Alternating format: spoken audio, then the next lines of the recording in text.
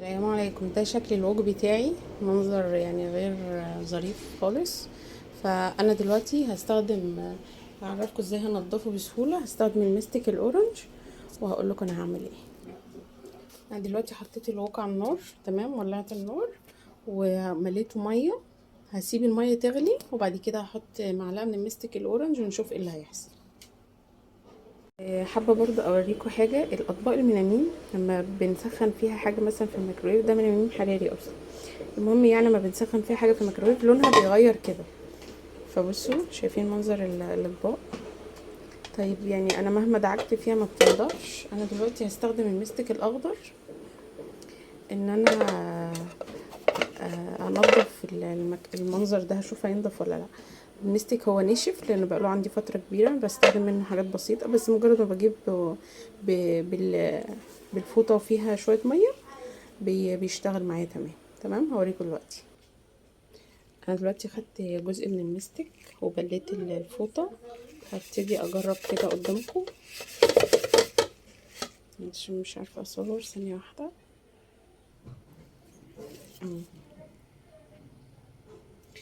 الجزء اهو مثلا اللي فيه المستك، والحته دي اللي فيها انا هشيل الطبق ده. شايفين المنظر كده اهو. بصوا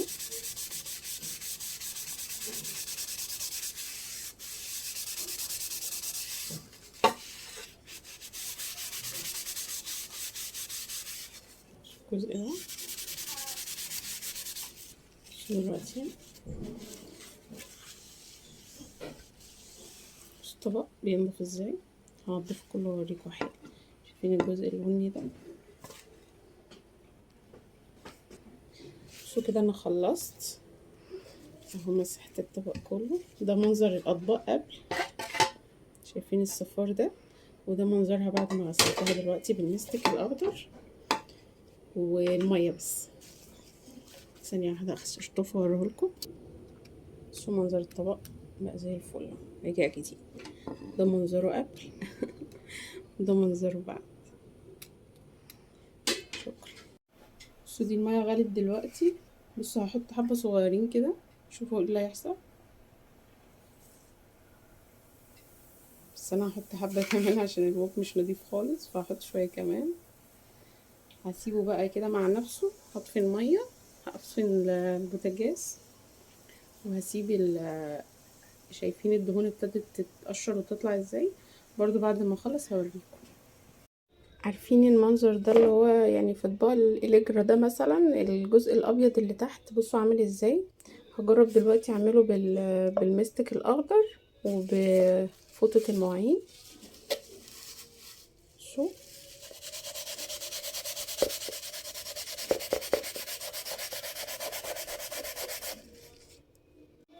دي كده المية بعد ما بردت تمام. يعني دافية شوية. بصوا بضفري اهو. شايفين المنظر. بيطلع الحاجات اللي هي الحروق دي اللي هي كانت اصلا صعبة تطلع. شايفين بايديا. هعمل بقى هدعكها بالليفة وكده وهوريها لكم بعد الدعك. بصوا انا لسه جبت الليفه اللي هي فيها سنه سلكه شويه. يا دوب عملت كده. بصوا القشر بيطلع ازاي اللي هو كان حروق اصلا، بس انا مش عارفه اصور وانا بعمل. بصوا انا بعمل يعني بهدوء خالص عشان انا اصلا ماسكه التليفون. بس بصوا شايفين المنظر بيطلع الحروق بتطلع ازاي بسهوله. هنضفه بقى واوريها لكم. بصوا دلوقتي انا خلصت اهو، نضفت كل الحروق اللي كانت في الوok. بس طبعا الحروف نفسها لسه شكلها زي ما انتم شايفين. والميه المغليه ما كانتش هنا، فانا عملت شويه ميه غليتهم وحطيت عليهم شويه مستك اورنج. هبتدي بقى ايه انضف الحاجات الحواف دي. طبعا الميه مولعه، بس بصوا مجرد ما بحط الليفه في الميه السخنه مولعه طبعا. سامعين؟ وبدعك بتدعك بسهوله خالص. شايفين نطفت ازاي؟ يعني ما خدتش مني مجهود.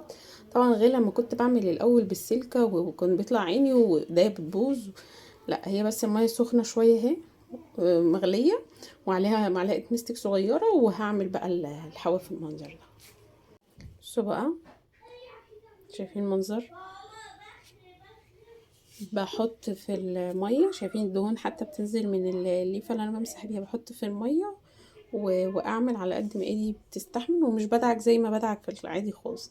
هنشفه دلوقتي، هغسله واشطفه واوريكم دلوقتي. ده كده الووك بقى بعد ما تنضف. يا جماعه انا ببقى مبسوطه قوي بعد ما بنضفه الصراحه، بعد ما بيبقى حالته صعبه كده وبيرجع بقى الحمد لله زي الفل كده تمام. ايه رايكم؟ بنمسك الاورنج بس، محطتش والله ولا صابون ولا اي منظفات تانية. شكرا جرين واي.